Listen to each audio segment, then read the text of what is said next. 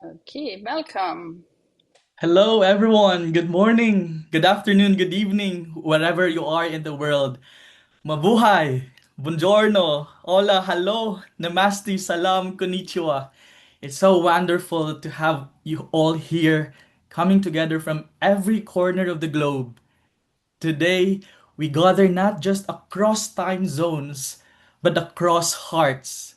And a very happy Valentine's Day to each of you.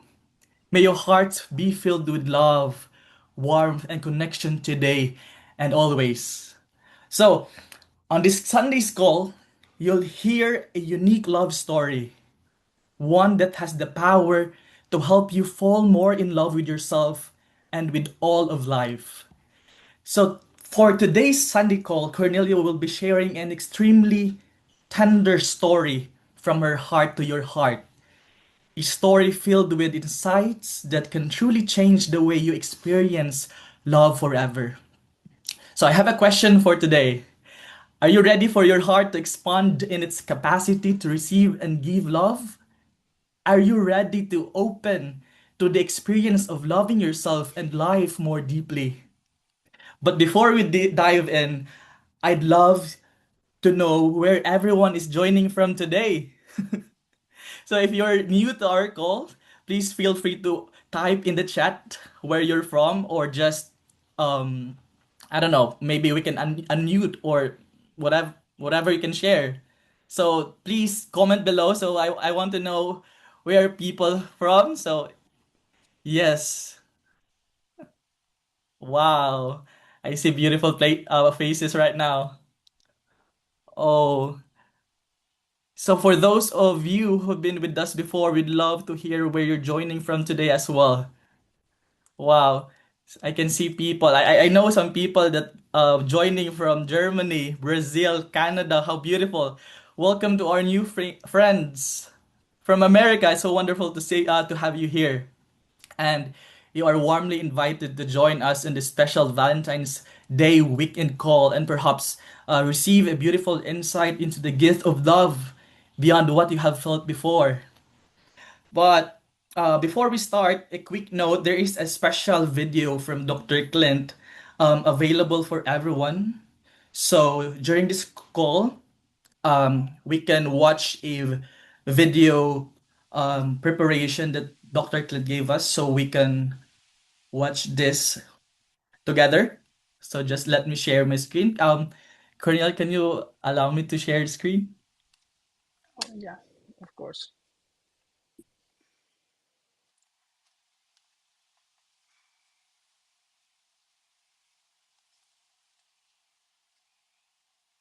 Yeah, you know. Sorry about that. I'm Hello, Jerem. Hello, Rick, Robin, Jane, Susan, Joseph, Shifra. Hello, Ariona. Wow. Wait, okay. here you go. You're ready now.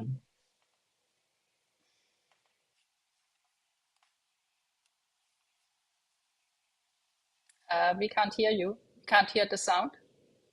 Up to this day. It's like, hey, dear Ancient Secrets family, I am so grateful for so many things leading up to this day. This last week, we had a beautiful call. The community was invited to talk about the Sunday calls, the original purpose of them, and how to make them even better. And I'm so grateful for the team working on that. So grateful for everyone that's put so much love into these calls, the ripples across planet Earth, literally the entire that have happened because of your care and your love and letting love guide you. I love the quote in the opening part of the book. I didn't come to teach you, I came to love you, and love will guide you. And I believe that is the guiding theme of these calls. And today's call is no exception. In fact, it's an emphasis. You know, even for me, I got emotional this last week because I realized that I'm still learning to love myself. You know, I'm still learning how to love myself better and love life and have compassion and grace. And as the world changes at such a fast pace, what more important skill can we learn? To love ourselves, love life, trust the unexpected guests are coming for us. And today you have a very special treat to hear Cornelia share an amazing story, an unexpected love story, I call it. Unexpected because it may not be what you expect, all the twists and turns, but how it can deepen your heart and change your life. I'm excited for you to experience now. Thank you again for saying yes to yourself, yes to being here, yes to letting love guide you, saying yes in advance to opening your heart in this moment before you hear her speak, giving yourself a chance to drop in and be prepared that something inside of you can change forever as you listen to these words of love. So thank you, Cornelia, in advance. Thank you, each of you. I love you and I'm with you. Wow, that was a heartfelt message from Dr. Clint to celebrate our very special day today. So, so to formally start, it is my honor to introduce Cornelia, our host for today's call. So, Cornelia, the floor is yours. Thank you.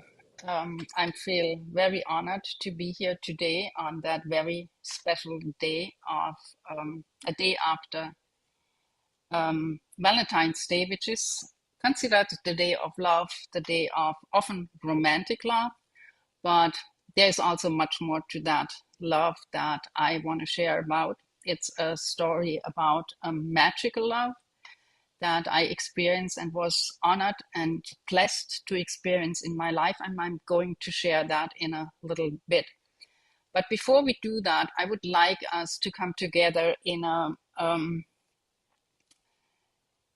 to create heart coherence between all of us. And so I would like you now to kind of sit back and come. We are going from the head to the heart, actually. And so what we are going to do is I invite you to close your eyes for a moment, to take a deep breath in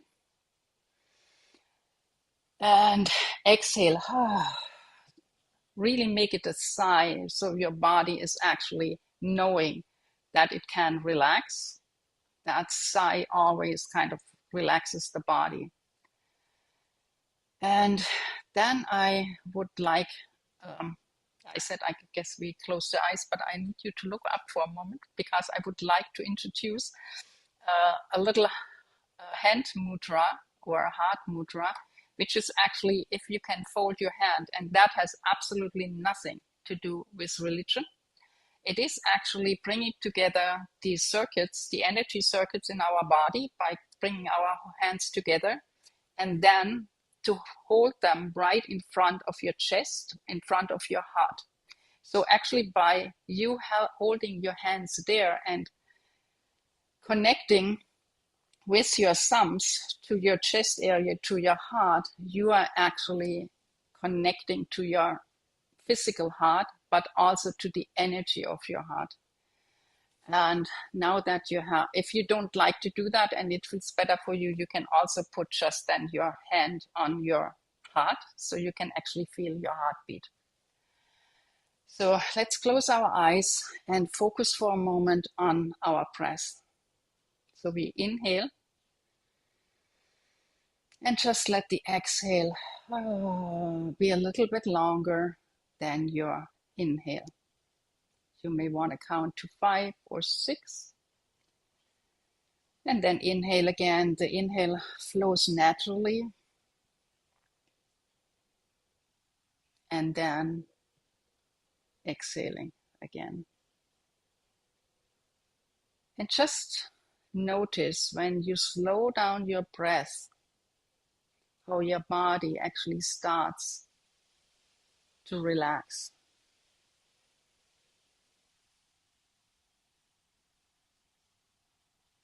Just keep breathing like that for a couple more times with your focus on your breath.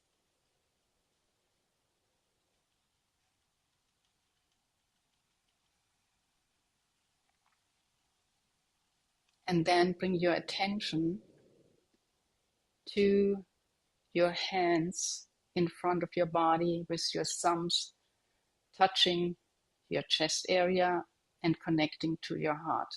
But keep the breath flowing.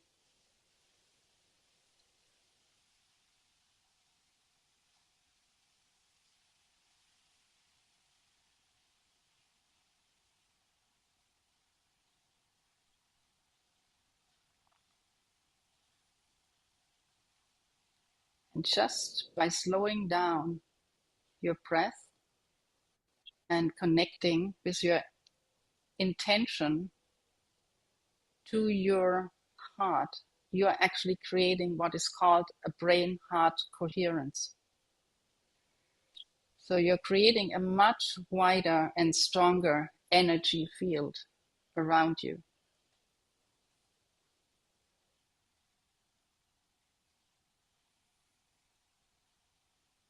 And right now, I would like to bring up 4 words that you can focus on while you are in this position. And the words are gratitude. What are you grateful for right now?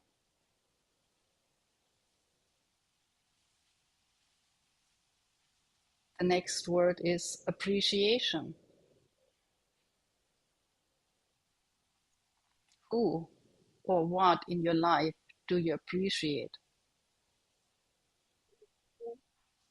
And just notice how thinking about those 2 words and any situation that goes with the gratitude and appreciation opens your heart.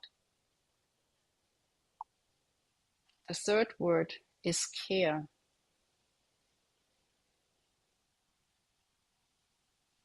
What comes up for you when you think of the word care?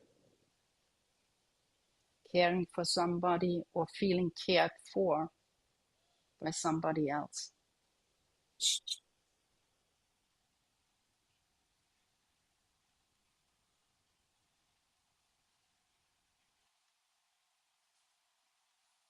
And the fourth word is compassion.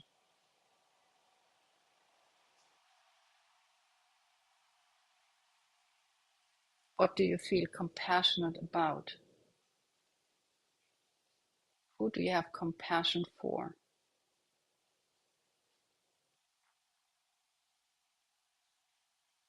And notice how your heart is opening by focusing on those words.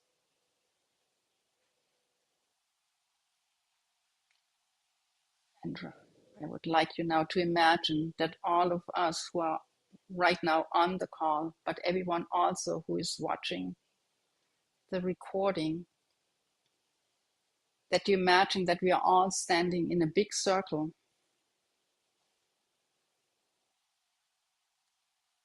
And we are all in this brain-heart coherence, creating an incredible energy field within that circle and inviting everyone into that circle that needs some love, some care, some compassion, and needs healing and support.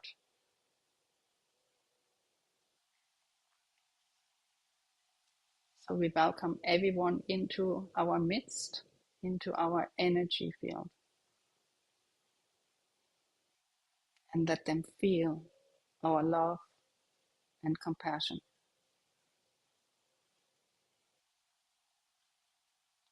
And all together, let's take a deep breath in now. Exhaling, letting go. And whenever you're ready, we can open our eyes.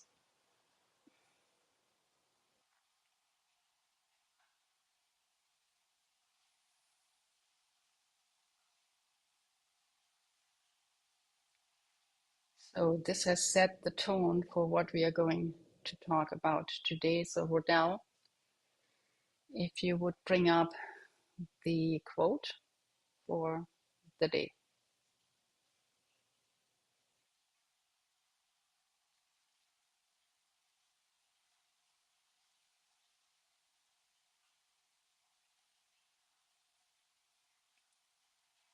So the quote of today is, "What we have once enjoyed, we can never lose. All that we love becomes part of us." From Helen Keller. And for me, when I was thinking about speaking or telling the love story that I'm going to share, which is probably not quite what some of you might expect. That was what resonated with me, because it is really the memories of the people that we have lost that makes them alive or keeps them alive in our world. And so I would like to share a story that began some 22 years ago when I met my friend Jim. And it was a magical encounter from day one. I was attending a seminar in the Bahamas, and he was a co-facilitator of the main person who facilitated a seminar about mind technology. So it was all about how can you actually use more of your mind in your life. And for me, that was particularly important because some of you know my story that in 1990, I had an accident where I was left with 8 years of being in excruciating pain and then having a spontaneous remission 8 years later in 1998 during a dance workshop. And I had always felt that there was something that I hadn't understood where this spontaneous remission came from. And I kind of figured out it had to do with my mind. And I wondered if going to that seminar, it would answer that question, what happened during that dance workshop. And so while I was on day 2 of that seminar, Tony, the main facilitator, he actually said one sentence, and that sentence was, whatever you focus on grows. And the moment he said that, it was as if a light bulb went up on in my head, because I suddenly realized, and that ties into what Dr. Naram teaches us, whatever you focus on actually what gets bigger. So when it's actually the question, what do you want, that we need to ask. So I was focusing for 8 years on how to get away from the pain instead of what I wanted in my life. And the moment he said that, it was really kind of a new realization at that point, which was like 22 years ago. And that really had a big impact on me. But then, as I said, Tony was doing the main facilitation, but then Jim would do the morning, my friend Jim would do the morning sessions and the evening session. So he would do all the exercises with us. And in order to create a successful future, we often have to actually go back into our memory and figure out what or where in our life were we actually successful. So one of the exercises that we did was to create a timeline. So we were asked to go back all the way to our birth, and from the earliest moment we can actually remember, write down all the highlights, the positive highlights in our life. And I was sitting there and there was nothing. It was, when I look back at my childhood, it was one big gray mess. I grew up in an abusive household. My father was an alcoholic, and I wouldn't say I was necessarily traumatized, so there was nothing really negative standing out either. It was just one big gray mass. And I walked over to Jim and said, I have no idea how to do this exercise. There's nothing that I can kind of pinpoint in my past that would give me something to write down. And so he was actually then asking me very specific questions. And he asked me, what did you do in school? Who did you meet in school? Who did you meet after school? What did you do in your free time? And by him asking this specific question, I suddenly had one memory showing up from my past, which was when I was probably in first grade, that I was at the home of a friend of mine, and I was sitting on the swing, and she was kind of facing me with her. So I was sitting and holding on here, and she was standing facing me, and she was pushing the swing really high up. And for me, that was the first time in my life I felt a feeling of freedom and flying. And it was something that I had totally forgotten. And so Jim would actually then ask me more and more questions. And with every question, a tiny little memory came back. And in the next couple of days, it was an exercise that was going over a couple of days. He would always ask me, so what else did you come up? And he would ask me to share it with him. And then he would ask more and more questions, asking me, who was with you? What did you feel physically? What did you feel emotionally? Was there a taste? Was there a sound? Anything that would bring it up bigger and bigger. And then he asked me to make that memory brighter and bigger in my memory. And it took about 3 days that I could really see a brighter past. And by the end of the seminar, when I looked back at my past, I had a happy childhood. And that was for me the first gift he actually gave me, that something that I had never had, which was what I felt was a happy childhood. He he guided me to remember those highlights in my life. And so now when I look back, I had a happy childhood because that is what stands out to me.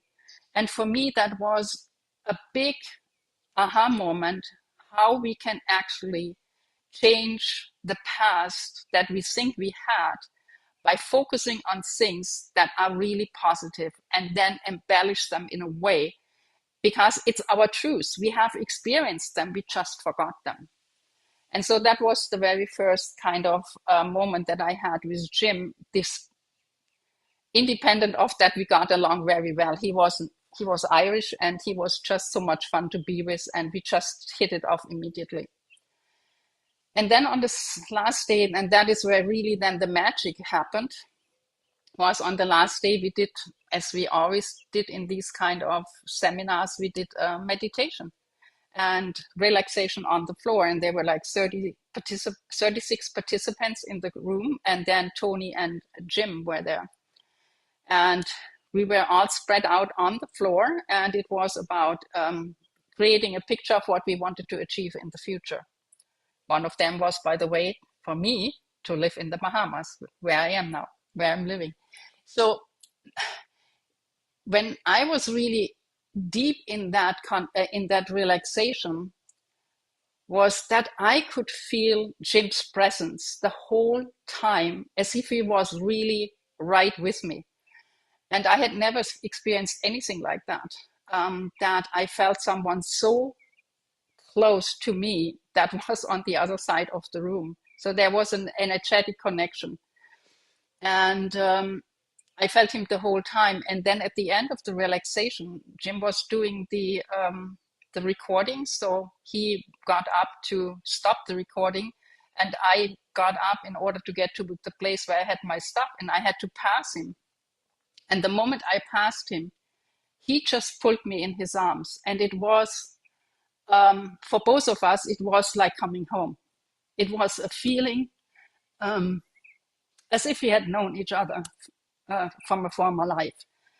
And there was an energy exchange that was so palpable that everyone in the room, including Tony, who kind of is this kind of guru guy, who said it was as if like you watch a Hollywood movie, and they slow it down in order to enhance a scene. And this is what everyone felt. It was a palpable exchange of energy.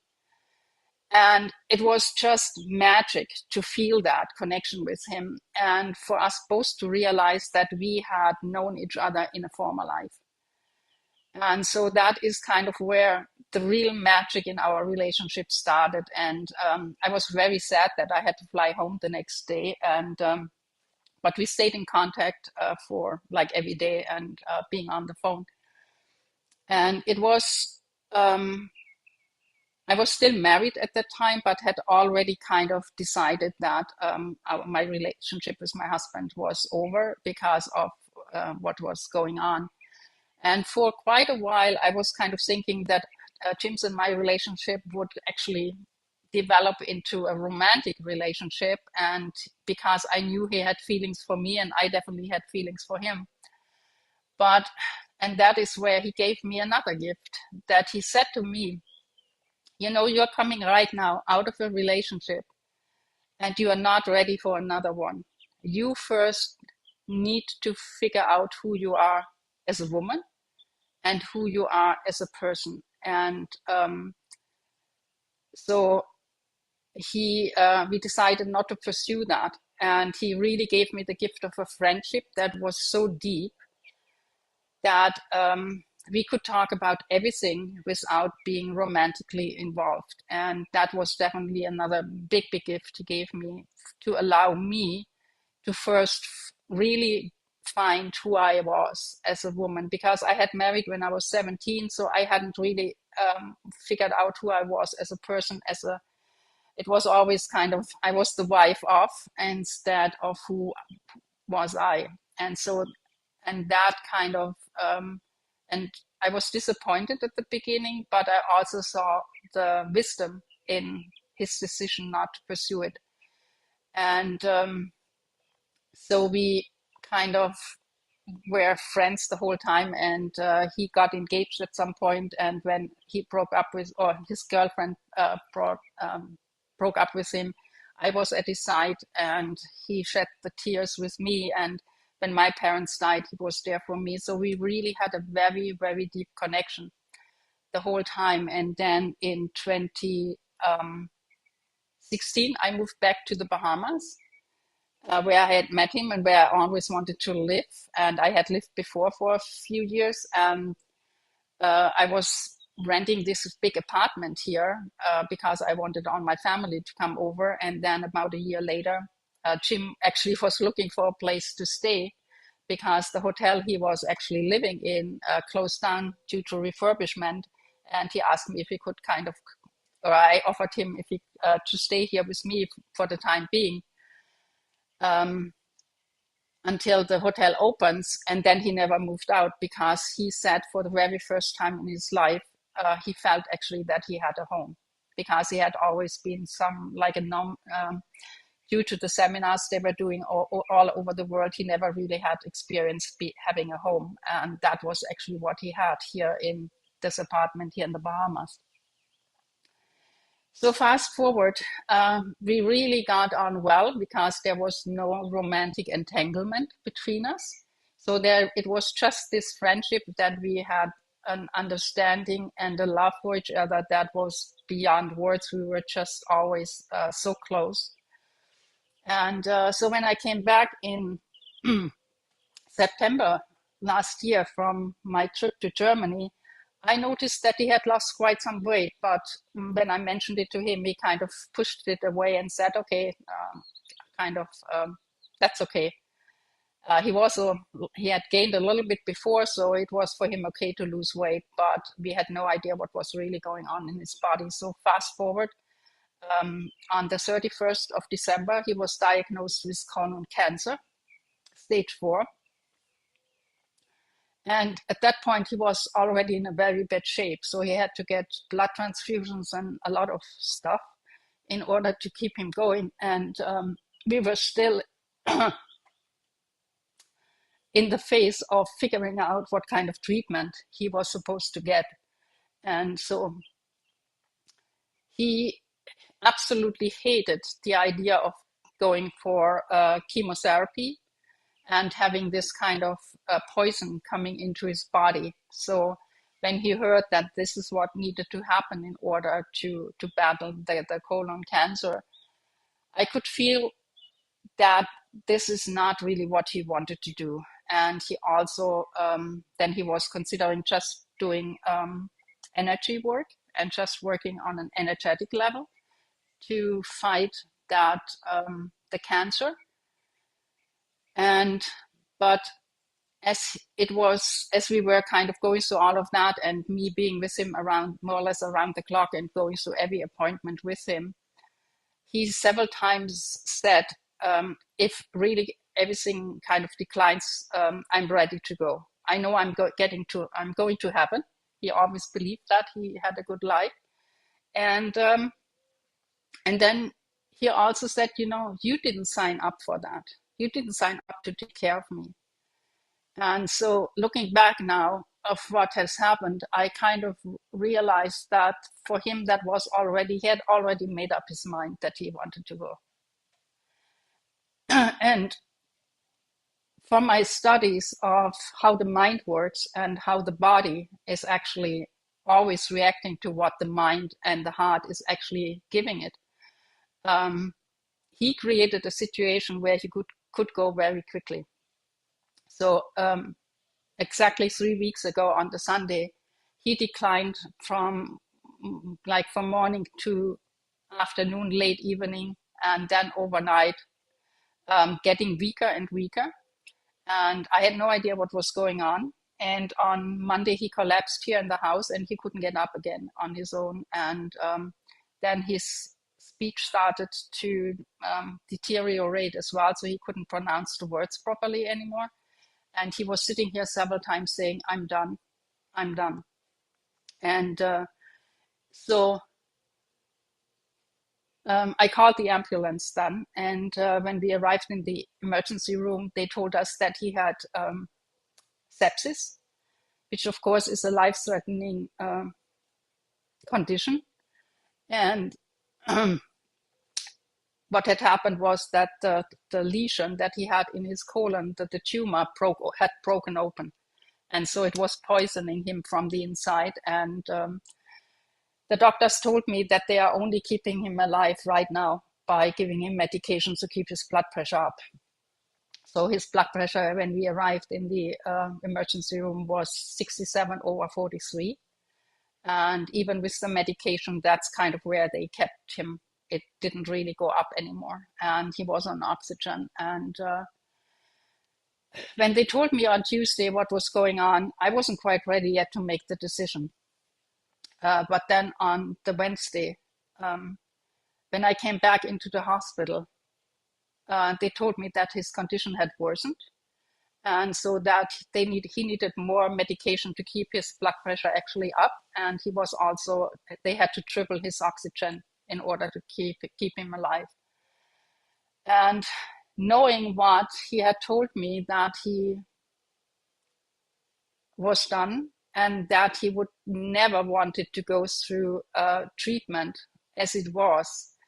The doctors had told me in order to even treat his cancer, they would have to do immediate surgery and chemo, but his body wouldn't survive that. So there was actually absolutely nothing they could do for him. So for me, it was time to let him go. So I made the decision to let him go and to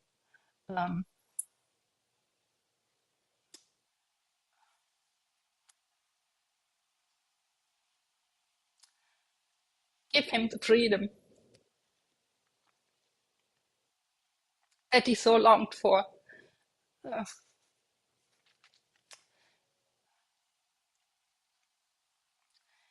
Accepting that that was his choice, and also believing due to previous experience I had after my dad passed, I knew that this wasn't the end. And so I was, the moment they stopped actually the medication, it took 9 hours before until his heart stopped. And I was sitting with him the whole time. And it was, despite us being in the ICU, it was an incredible experience. It was such a sacred space that they created us, the staff, and everything around it was so powerful that I could actually just sit there and be with him in such a peaceful manner. And it was just beautiful, I have to say that. And I had decided that at that point I would actually also play some music. And so So I kind of looked into his phone and said, and looked at Spotify, what was the music he was listening to last, which I didn't know because he always was wearing earphones. So I looked it up, and on the second last from the second from the top was actually Jonathan Livingston Seagull, and some of you might actually know that. It was this beautiful music from Neil Diamond and talking or depicting that seagull that wants to be free and fly and soar. And so for me, seeing that this was one of the last pieces he ever listened to was for me the sign to play it. And so we listened to it 3 times in the course of the evening. So after he had passed, I was actually calm, and I was really in a good space, because I knew that this is what he had wanted. He had wanted to go easily. And from everything he had said, I also know 100% that he didn't want to tie me down as his friend, to be a caretaker of him. So he set not just himself free, but also me, in a sense. So that was another gift he gave me. So I I left the hospital around 11 o'clock. He passed away shortly after 11. And then I came home pretty much exactly at midnight here in the house. And of course, the moment I opened the door, it kind of hit me, he would never come back. And before I could even process that realization, my phone buzzed, and I'm kind of thinking, who is kind of in the middle of the night? I hadn't even told anyone yet that he had passed.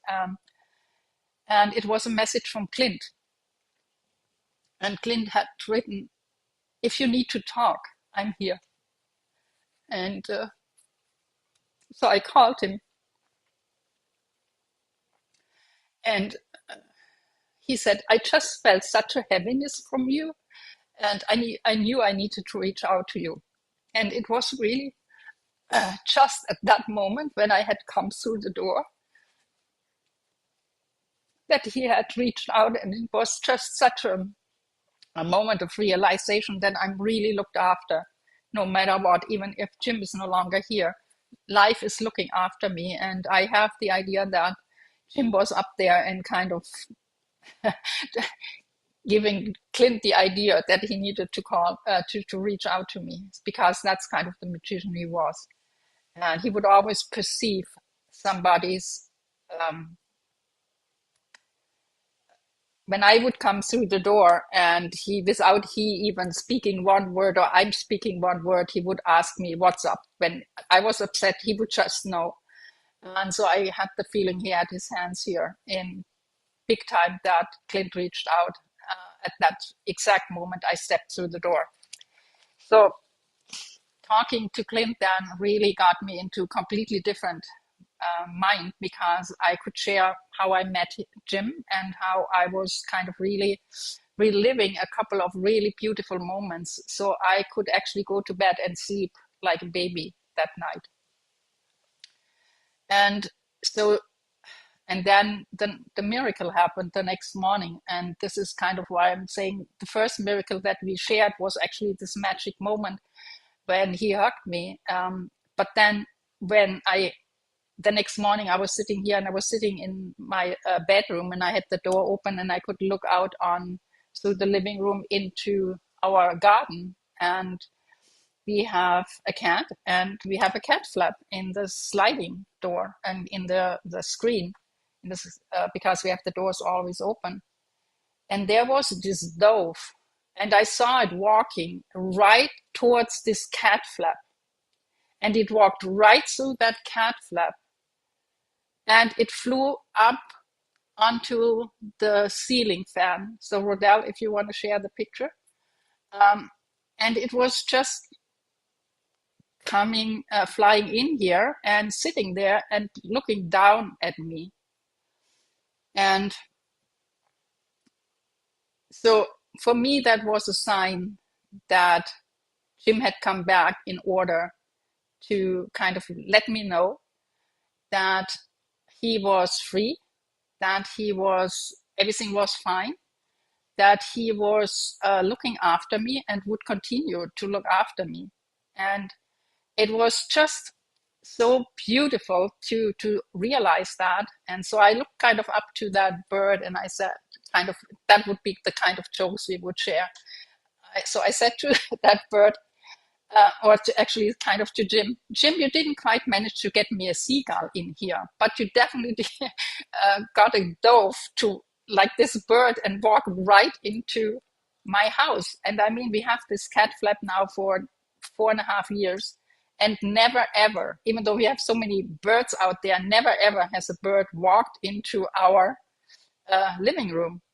So for me, that was such a miracle and a magic moment that I just know. And since then, a lot of things have happened that tell me that he's still around. And so I could be now totally, in a sense, devastated about his passing and how quickly everything happened. But on the other hand, for me, it is what he wanted. I know that is from the bottom of my heart, that is what he wanted. And it was also my gift to him to let him go and to let him free. And I know that similar to what I shared at the very beginning with the memories that stand out to me now from my childhood, I have all these incredible memories of our time together, so many magical moments. And so he will live on because so Rodel, if you want to share the quote again, whatever we have enjoyed will never lose that.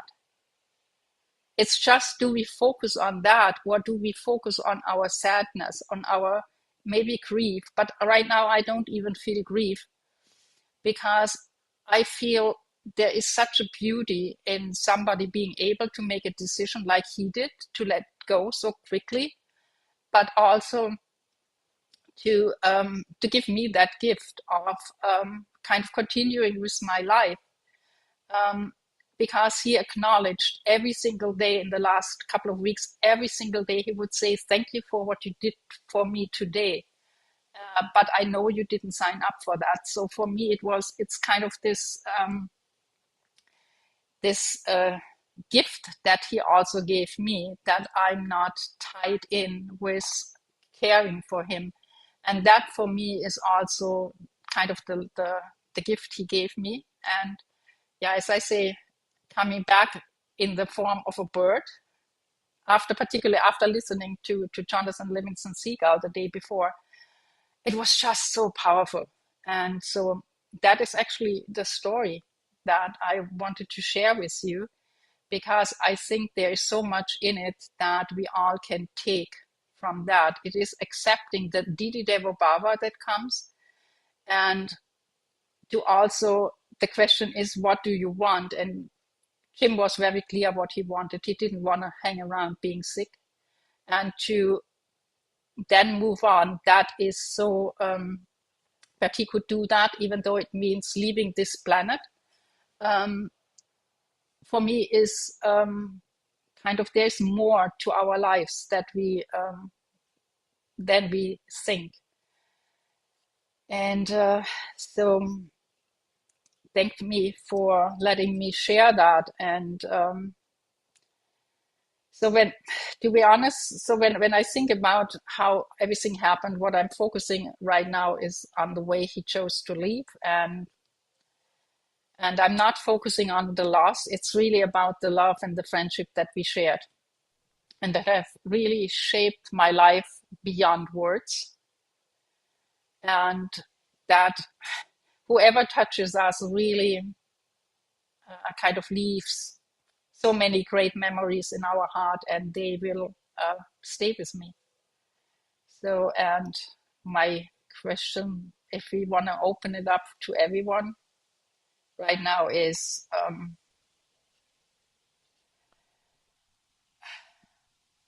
it's about letting go, it's about friendship, it's about love. And maybe I would like to hear who in your life has shaped you and you are grateful for. And at the beginning, we were talking about those 4 words: compassion, care, appreciation, and gratitude. So, who in your life are you loving and are you grateful for? So, First of all, can we have a big love and hug for Cornelia as we do every time? We love you and we are with you. Love you and we're with you. Love you Oh, and we're with you. You and with Love you. you, and we're Love with you, you. and we are Yeah. so Love Love you. I'm you, with and you. We're with love you. you, thank and you. I'm with you, Love Cornelia. you and we're Love with you, you, love you, love Cornelia. you, And love we're love you. you, with you, and with Cornelia. you. Thank Love you. Love you, you. Cornelia. Love We're you, with Thank you. you. Thank baby. you. You and I with Thank you. you. you Thank are you, everyone. our You, hearts. I love you. I'm Wow. with you. I love you and I'm with you. Yeah. Thank you. Mm. And we do have a few, and we have a few hands up. So, Susan or Jill. Well, I would just like to talk for a moment. Cornelia, thank you so much. I mean, from all of our hearts, I know. So I'd like to just tell a fast story about my mother, Phyllis, who was one of the loves of my life. And she passed in Mexico. She finally went and lived with her brother. She moved at 89 and lived a beautiful last few years with her brother in San Miguel. And we had her cremated, and I took the ashes with me. And so when we got to the airport, you know how you have to put things through security, and all the bells and whistles went off about what is this? What is this? It's like, oh, it's my mom. And they said, well, we need to, do a test on it. And so they took how they take that strip of paper and they rubbed it over the bag of her ashes. And then they put the serum on it. And what happened is a perfect heart came out on that strip of paper. And they all gathered. And it was in thirds. And it was in thirds. And I had a brother and a sister. And they all gathered around. They said in all their years of doing that, they had never seen that. And it was really such an amazing message that she was okay. And I'm thinking of your dove, and I'm thinking about my mom's heart. And it was a beautiful experience. So thank you. That's what I wanted to share. Thank you for sharing that. That's beautiful. Yeah, they communicate with us. Yeah. Nehemiah.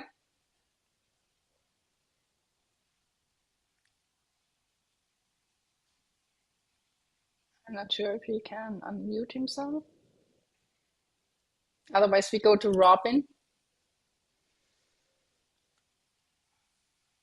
So that must have been a sign I was supposed to say something. It's because I did not personally raise it. But I wanted to bring up, because I've just been learning about the value of remembering those good times, and instead of working through the trauma all the time. And so you're sharing that Jim had helped you to remember enough good things from your childhood that you could turn the memory of a bad childhood into a good childhood. Was like, oh, that's just like what I've been learning. The person who I've been learning from, he calls them terrifics. And he says, when we have terrific things happen, whether they're little tiny things or big things, that we don't fully integrate them, we're not fully acknowledging how we got to these good points and how we can have more of them. And so it's kind of like that, what you focus on grows. If we fully integrate those good things and appreciate them completely, and they become such a part of us, then we get more of that. And he has found every single person he's done this with, their lives completely changed because they're not focusing on trying to get rid of the trauma anymore. And so I just found that your example was such a good demonstration of that for me. Yeah, I mean, he was a trained psychotherapist, so he would do that with everyone. He would always focus on the good things, and he would always ask people to talk about their good experiences. So when you left him, you were always in just a great state, because that is what he focused on, and he would never ever ask you to say to talk about anything negative. He would always it's not that he wouldn't acknowledge them, but he wouldn't invite you to talk about them. He would always go to the positive, because that is actually where our focus should be. And I mean, psychotherapists say that if you really want to turn your life around, you have to focus on the good things. And Dr. Naram was a perfect example. He always asked, what is it that you want? And to not focus on anything that you don't want. And so that is all going into the same direction. So we are kind of coming back to the same. So thank you, Robin, for sharing. Esther? Yep. There we go. Oh, thank you, Cornelia. What a great blessing you have given us. Oh, again and again and again.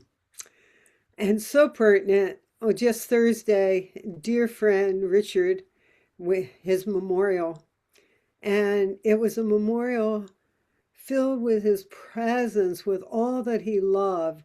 And I said to another friend who wasn't able to be there, he gave us the gift that even his departure was a blessing in bringing the community together, like you experienced in your amazing situation. And with the bird, yes, I had that when my mentor Thomas Berry left his body. I had it through the hummingbird coming to the same place at the window, outside the window, where I had received first a song about the hummingbird, and then the night before had gotten a hummingbird song about his passage. I mean, you just can't make this stuff up. And then the most recent, my beautiful friend Joy, who left in October her body, I created something called Circle of Joy, where a few of us who were very, close to her her last months of life,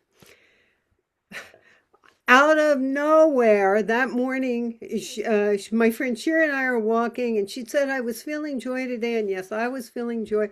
I get home, out of my phone. I have no idea how this happened. I was not fiddling with it. And I hear this voice, Esther, Esther. And it was my friend Joy's voice. It was on an old recording thing, but I didn't activate it.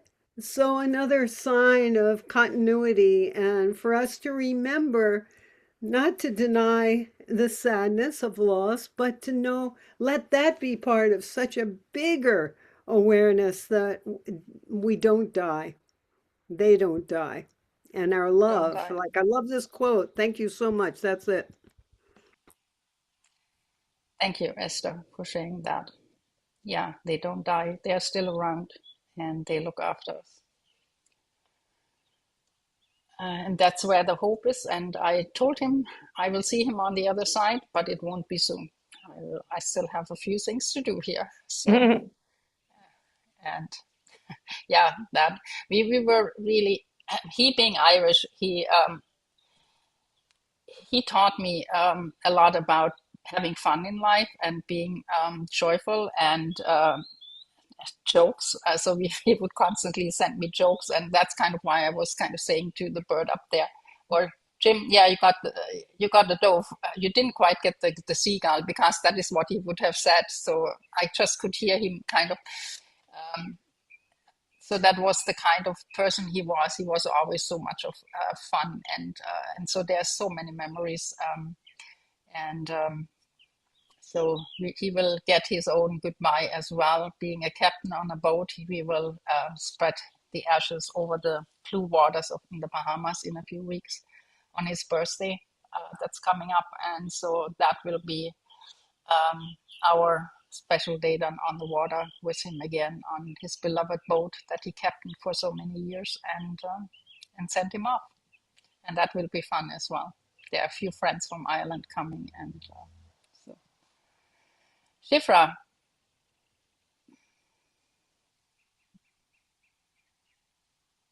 Unmuted. Yeah. Yeah, Well, I was yeah, just now you're. so moved by that story, and you just look so. I mean, you're always beautiful, but you just look.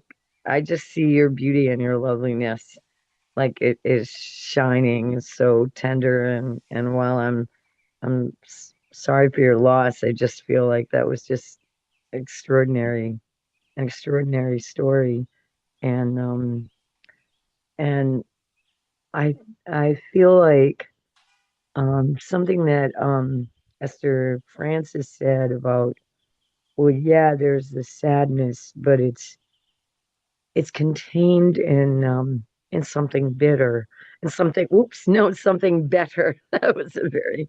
It's contained in something bigger and better, and I think what I'm wanting to do is, uh, I like the way it started one way, it started in a beautiful way, and it ended in a beautiful way, and it's not really the end. And in the same way, I think sometimes I have allowed my own hurt to cause things that started beautiful not to end beautiful.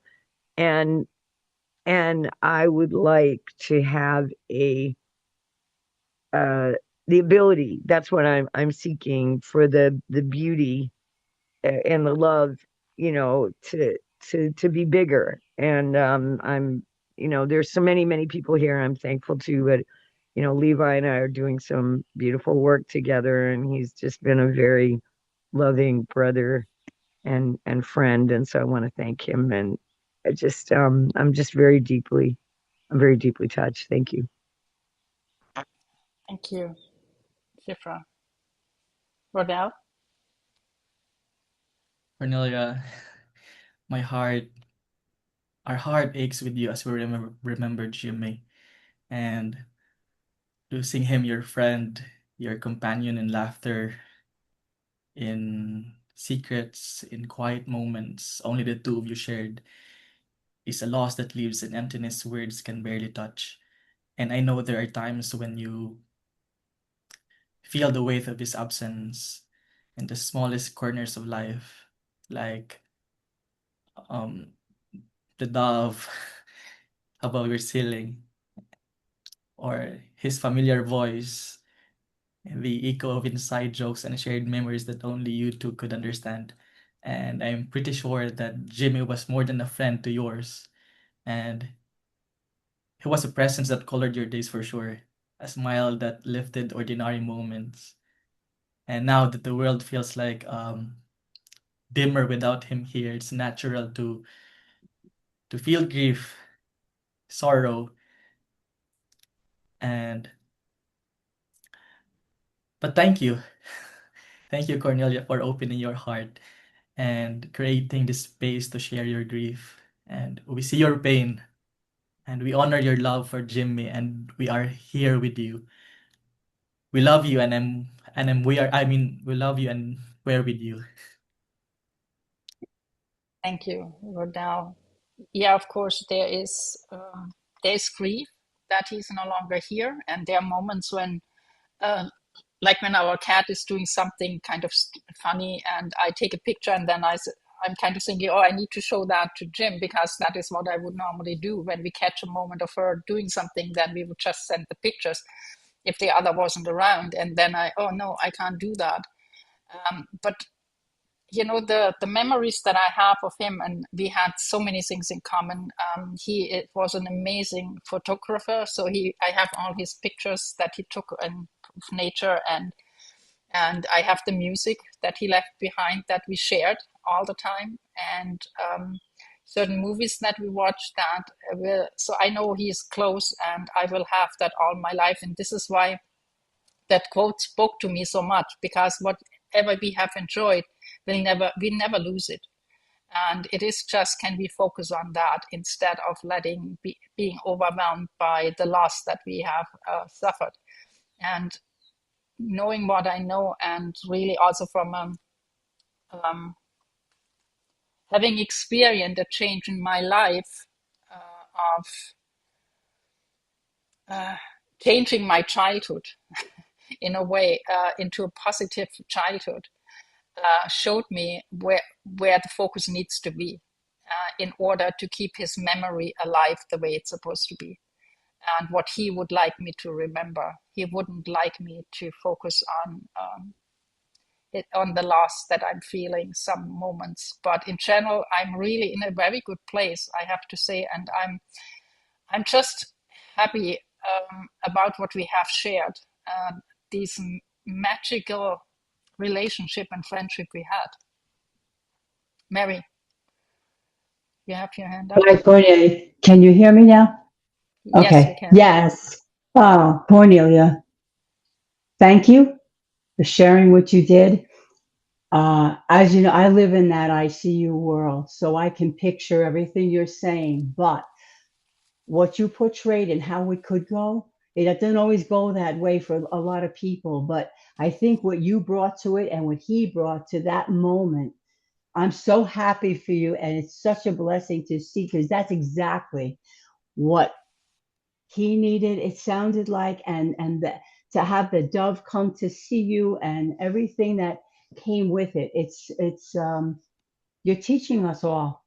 It's and this sharing is just so precious to remember that there's more beyond this life, but also it is what it is. The journey is, you feel it too, and you're in it at the same time. What a special time. Thank you so much for this, and I'm happy that you see it the way you do, and you got it. I guess that's what it's hitting me. It's like she's right on point. She's right.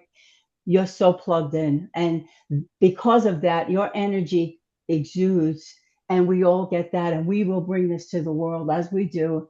And this is why it's just something I just wanted to point out, that it came through so strong and so deep. And I love you so much. Thank you very much for this. Thank you, Mary. Okay, we are already beyond the hour, but Leonor, for Yeah, real quick. Thank you so much, so very much. I want to express gratitude to Clinchy for having his radio so attuned to the whole big picture and being receptive to signals. And I want to say that us living in the presence means being receptive to the signals, so we can have these departures without regrets, because so often people are not preparing themselves lifelong for these moments, and then they say, I wish I would have handled it different. I have close family members where the one partner would shout at the other minutes before the person departed, and she never really could make peace with that. So being always present in anticipation of the Antiti Devo Bhava is just amazing. And another thing is, you put the finishing touches on my own life with looking for the good things in my childhood. I can really relate to our similar childhoods, and I think you changed my life today with that. Thank you so much, Cornelia. This is definitely something that I would recommend to everyone, to go through that kind of exercise and do it, because so many people are caught up in trauma. And I have seen Jim working with hundreds of people, because I was kind of sharing with him the times when he came back. He was working on the seminars with people who had similar stories like mine, and how he was working with everyone, and how he has changed so many people's lives by giving them a different story. It's still their own story, so it's nothing that is made up. It's just, what are we choosing to remember? And often it is because we cannot remember these things. It needs someone to ask the right questions in order for us to remember. And once these memories are there and we can really see them, we realize that, yeah, there was trauma, there were things that weren't good, but there were so many happy moments. And when we can focus on them, my life changed. I had a completely different outlook on life after that seminar, and I really contributed to the way he brought that out in me, and gifting me. I always say he gifted me a happy childhood that I had experienced but had forgotten. And so that if you ever feel that way, that is something that you can definitely do on your own, or find someone who can help you with that, to ask those questions. Okay, we are actually 5 minutes beyond the hour, and so I guess it's time for us to go into breakout rooms. And I would like you to kind of think about, is there anything that someone you really deeply loved has taught you that still lives on in you and has changed your life, and to share that memory with the people in the breakout rooms? Because this is really what life is all about, to remember those moments and to remember those people that have made impacts in our life, and to feel the compassion and the gratitude and the appreciation for them. And by saying it out loud today in the saying it out loud today in the breakout room will bring that memory really back, and let these people stand out. And so, Family, Robin, before we before we go to our breakout room, can we take a moment to hold Cornelia and Jim in our hearts again? Let's send love, warmth, and gentle support to her. Can you, if you can unmute yourself, letting her know she is not alone. Thank you, Cornelia, Adele. Jimmy, Love you, and I'm with I you. love you and I'm with Love you. you, and I'm with And you. I'm with Love you. you And I'm all. with you. I love you. And I'm with Thank you. you I for the love you. And I'm with Sangha. you. I love you. Thank And you I'm for the with you. I love sharing. you. And I'm with you. I love you.